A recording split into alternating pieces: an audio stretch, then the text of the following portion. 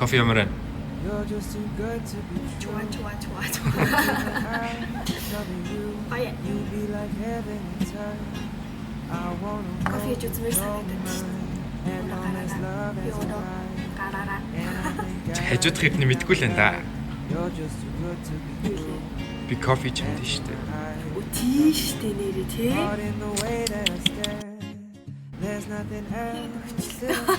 Би кофе чамд гүнээрээ. Тэгвэл би та бүхэнд кофе чамд үзүүлээ. Гээл та. Окей.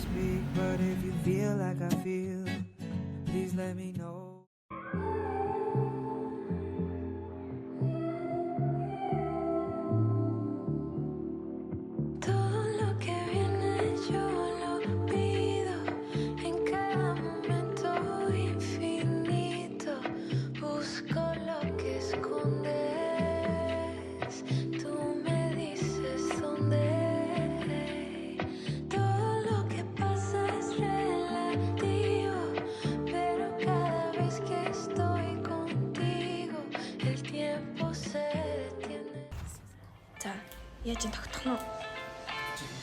Фокус нь тарж байна уу? Фокус нь тарсан байна. За.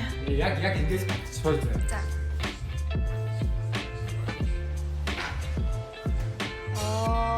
거의. Одоо болж байна та. Тэгээд та нар харж байгаачлан энд кофе болон кофе продукт гэдэг зүйлсүүдийг битгааршины ширээн дээр байна. Кофений үнээр бол маш хурдан гардаг. Энэ яг өөрийнх нь үнээр ингээд хурдан арилдаг учраас ямар нэг байдлаар хагдаад амбаар авчих хэрэгтэй. За. За эхлэв. Окей. За энэ яг кофе юу Kimbo гинэ.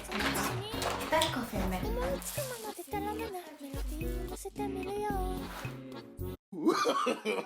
No. Би ихтэй нэг кофений үрийг ингээд харахлаараа нэг өнөртэй басны төлөвөд байдаг штэ. Тэгтээ штэ. Тэгээ кофе бас хүчтэй өнөртэй байна тий. Биш. Тэгээд ер нь бол энэ sorry. Кофе болохоор 1500 онд үүссэн гэж байна. Тэгэж. Тэгсэн чинь нэг ямар ч зат байсан байна. Тэгээд энд бэлчиж яваад энэ нэг яманад нэг уйдгалдаг байсан. За одоо тухайн яманууд Яг аюу уйдгалтай яманад байсан юм шиг байна. Тэгээд нэг газар бэлтсэн чинь нэг юм идэдсэн гинэ. Тэгсэн чинь нөгөө яманад нэг сэргээд нөгөө ааж агалтай хөвчтэй байсан юм яасан. Тэгээ нөгөө ямаачин зат чинь бүр гайхаад энэ юу болоод байна юу идэд байна гэж. Тэгээд тасан чинь кофе байсан байгаа. Тэгээд яг энэ кофе яг арчинс байдлаар байсан. тийм ийм одоо үнэн одоосаа энэ бомб гэдэг шүү дээ. Ер нь хипэн төрлийн ямар үгтэй зүгээр Тэгээд кофений үр гэсэн утгаараа улаан ногоон гэсэн хоёр төрөл байдаг. Гэхдээ миний санаж байгаагаар болохоор ногоон нь илүү ташуутай тийм байдаг. Энэ болохоор яадаг одоо юу вэ? Энэ маань кофе бодлогч байна. За.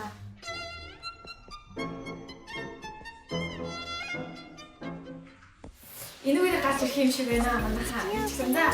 Эхлэе. Ой. Yes, сайн байна. Дэжа би фасчи.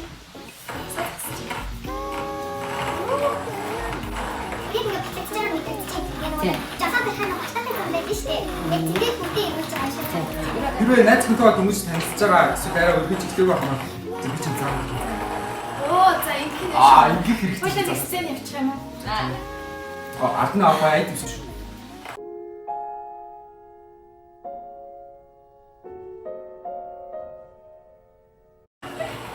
За, ийм юм байна. энэ одоо тийм ингээ игүүлийн тасгал яаж юм гэсэн чинь игүүлийн дараа нөгөө хязгаар болж байна. Одоо анх нэг чичгтаа хатаад шүү дээ. Одоо би хатсан надад байна. За, тэгээ эхнээсээ одоо ингээд гараад ирнэ. Оо, тийм биш.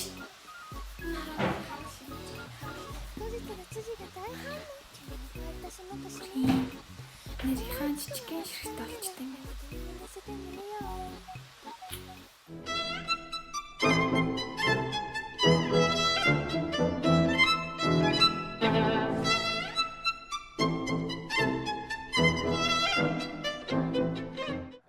За дараагийн хэсэг болох кофе чанах хэсэг рүү орцгоё.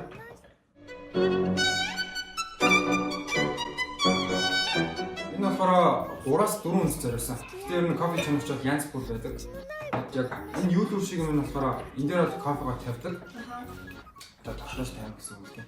Тэгээ энэ бол кофе чинь хамгийн чухал үйл явц. Энийг зөв хийвэл таны кофе илүү амттай болдог. Гэхдээ ер нь бол кофег заавал тийм амттай өгөхгүй гэдэг бол байдгүй. Хүн болгоны амтлах мэдрэмж өөр. Яг ижлэн агаар хийсэн 2 эспрессо ингээ 2 тустай хүн шүү дээ. Тэгээ яг амтч үзэх амт нь өөр гэдэг. Тэгэхээр кофе чанхад энэ нь зөв, энэ нь буруу гэсэн юм байдгүй. Тэр тийм онцлог шалтгаална гэсэн үг тийм. Тэгээд би яагаад энэ хамгийн чухал үйл явц гэж хэлээд байгаа вэ гэхээр Энэ доогоор болохоор сууршуулдаг нэг нөхөө байхгүй юу? За. Энийг 3-аар ингэ чигчж дарж болохгүй. Яг энэ доороос ингэ ус гарч ирэхээр тийм одоо зарим хэсэгт нь нэвтршил үсээ, зарим хэсэгт нь сэрэг байна шүү дээ. Тэгэхээр амт нь шал өөр болж гарч ирдэг. Тийм учраас яг гой нэг нь жиг тарах хэрэгтэй одоо.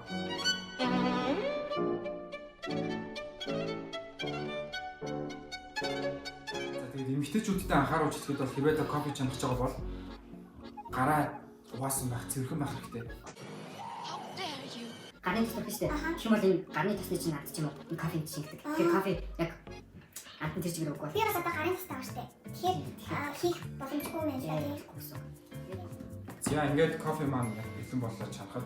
Кофе чанагчдаа ус ихтэй тэр нэг болт харагдаж байгаа. Тэр болтноос 3 дарамжаа үлдэх хэрэгтэй.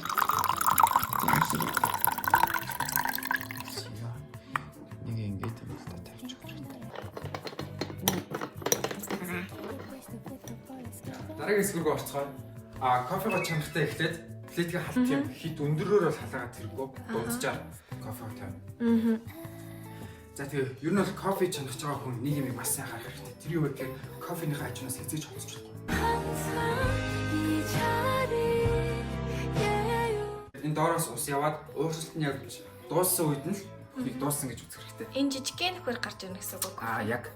Тэгээд эндээс нэг крема гэж юм байгаа. За. Таны кофе үнэхээр гоё яг бүх юм жинтан таарсан байх юм бол гоё алтан шаргал тийм хөөсөрсөн тийм шиг өстэй байхгүй. За.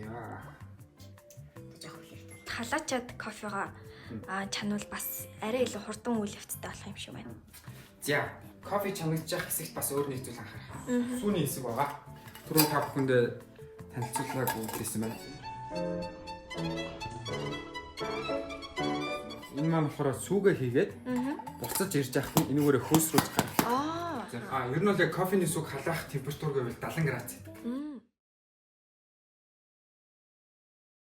За энэ ер нь бол болчих.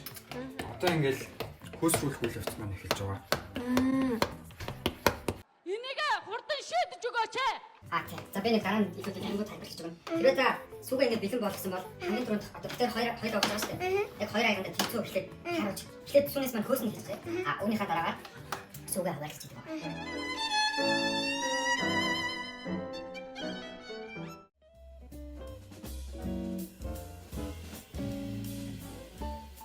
Яа одоо хамгийн чухал хэсэг энийг бүр яг тэнцүү хийх хэрэгтэй.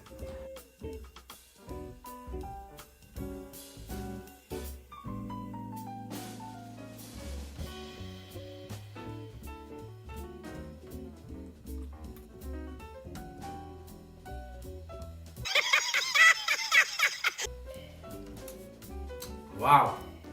Яг бэлэн боллоо.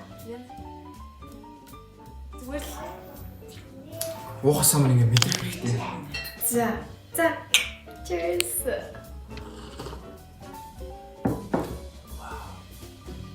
Би сүүл хизээ ер нь бол яг ингээд нэг уугаад релакс хийдэг штеп. Би сүүл гэртээ техникүүдээ тий кофе чанагч одоо ботлогчд юу гэдэг тий тийм нэг авчвал өөрөө ингээд гараараа хийж явах бол бүр илүү хаттай юм байна. Энэ яг өөрөө хийвэл тэгээ гоё ном уншаал тий.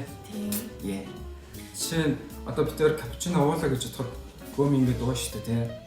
Тэгээл юм уу энэ дэр нь хөөс тогтчих юм бол найз залуучууд нь сайн сонсож байгаа. Яг ингээл хөөс тогтно штэ.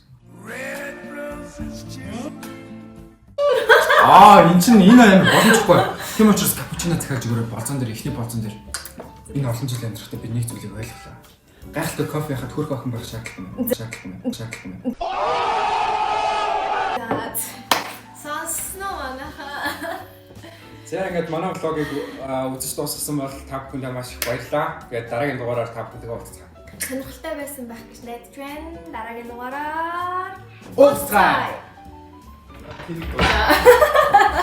За. Ёо.